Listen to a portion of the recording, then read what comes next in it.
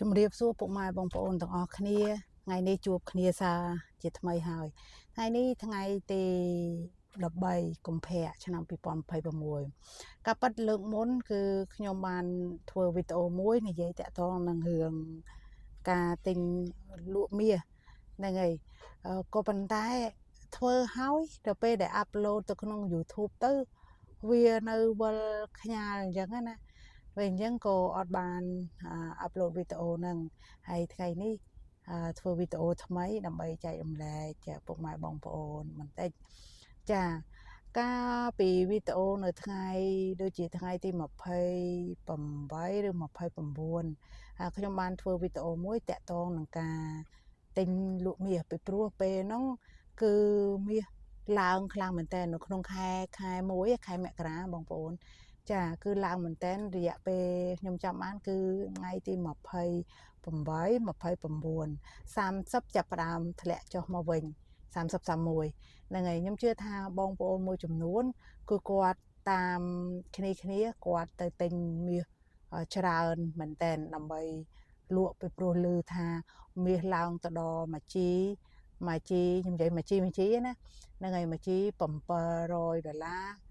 ក្នុងមួយជីអញ្ចឹងមានពុកម៉ែបងប្អូនគាត់សម្រុកទៅទិញ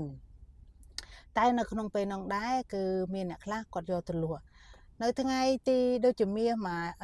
យជី600ជាងតិចតួចគឺខ្ញុំធ្វើការលក់បន្តិចបន្តួចព្រោះខ្ញុំទិញយូរដែរហើយខ្ញុំធ្វើការលក់ចេញទៅវិញដើម្បីបានប្រាក់ចំណេញមួយចំនួនចាប៉ុន្តែដល់ពេលដល់ថ្ងៃទីដូចជា31ខ្ញុំក៏ទិញបន្តិចបន្តួចប៉ុន្តែតម្លៃថ្លៃវាមួយជី613ថ្លៃតាប៉ុន្តែខ្ញុំទិញបន្តិចបន្តួចមែនតើខ្ញុំធ្លាប់ចែករំលែកវីដេអូបងប្អូនហើយការពីលើកមុនខ្ញុំលើកឧទាហរណ៍ថាបងប្អូនមាន$1000បើសិនជាបងប្អូនចង់វិនិយោគទិញមាសដើម្បីប្រាក់ចំណេញហើយមិនសូវខ្វល់ខ្វាយខ្លាំងគឺបងប្អូនយកតែ$100ឬក៏$200ធ្វើការទិញមាសទៅបានហើយចាពីព្រោះយើងទិញហ្នឹងយើងលក្ខណៈអន្សមហើយការពារហានិភ័យបើសិនជាមាសវាមានការបំរែបំរួលវាធ្លាក់ចុះខ្លាំងឬក៏យ៉ាងម៉េចក៏យើងអត់សូវបារម្ភដែរពីព្រោះបើលើគេហៅថាបើលក់បើអត់ចំណេញយើងកុំលក់អញ្ចឹងយើងទុកទៅណាប៉ុន្តែបើសិនជាបងប្អូនមាន1000បងប្អូនទិញមាសដល់ទៅ$800 $700ហើយវាជារឿងមួយហានិភ័យចាហានិភ័យមិនបើសិនជាបងប្អូនអត់មានអ្វីដែលគេហៅថាត្រូវការលុយចាំបាច់វាអត់អីទេប៉ុន្តែបើសិនជាបងប្អូនត្រូវការលុយចាំបាច់ក្នុងពេលដែលមាសបន្តធ្លាក់ចុះបងប្អូនលក់មាសខ្លួនឯងចេញវិញគឺប្រកាសជាខាតខ្ញុំលើកឧទាហរណ៍បងប្អូនទិញមួយជី650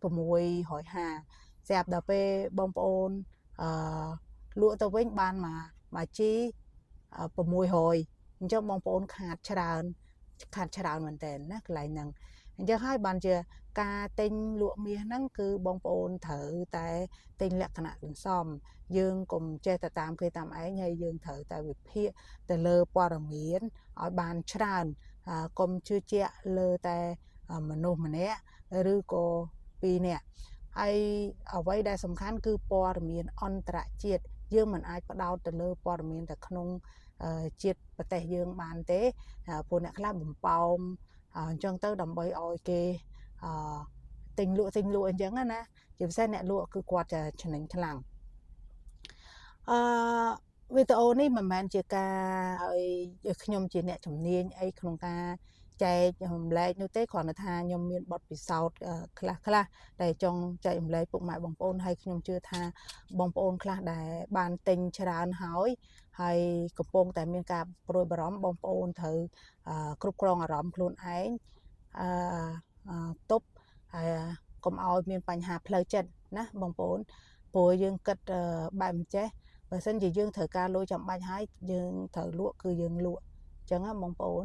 ចាហើយបើយើងមិនចង់លក់ទេយើងទុកមាសនឹងសិនយើងអាចទៅធ្វើការខ្ចីបុលពីអ្នកណាមួយអញ្ចឹងទៅដើម្បីយើង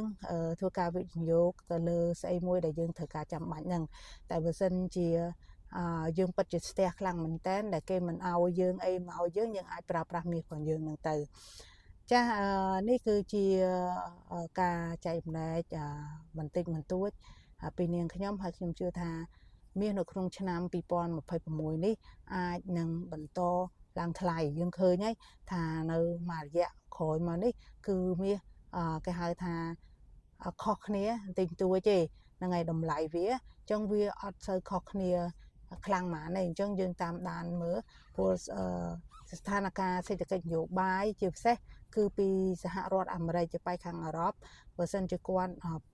មានការប្រកាសសង្គ្រាមឬក៏មានបញ្ហាអីមួយហ្នឹងមាសប្រកាសជាឡើងថ្លៃទៀតហើយចាអញ្ចឹងអ្នកដែលធៀមលក់យើងអាចលក់ចេញបានហ្នឹងហើយហើយអ្នកដែលធៀមទិញយើងចាំមើលពេលវេលាណាល្អដែលមាសថោកអាចធ្លាក់មកដល់300ឬក៏400ជាងហ្នឹងបងប្អូនអាចចាប់យកឱកាសនឹងបានហើយបើបងប្អូនចង់ទិញដូចខ្ញុំនិយាយមិញអញ្ចឹងបងប្អូនមាន$1000អញ្ចឹងបងប្អូនទិញតែ100ឬក៏200យើងទុកក្នុងករណីដែលថាយើងគិតថាមាសវានឹងហក់លោតទៅដល់ត្រង់ចំណុចណាមួយនៅពេលដែលយើងមានព័ត៌មានច្រើននៅក្នុងដៃចាអរគុណវីដេអូហ្នឹងមានតែប៉ុណ្្នឹងជម្រាបលា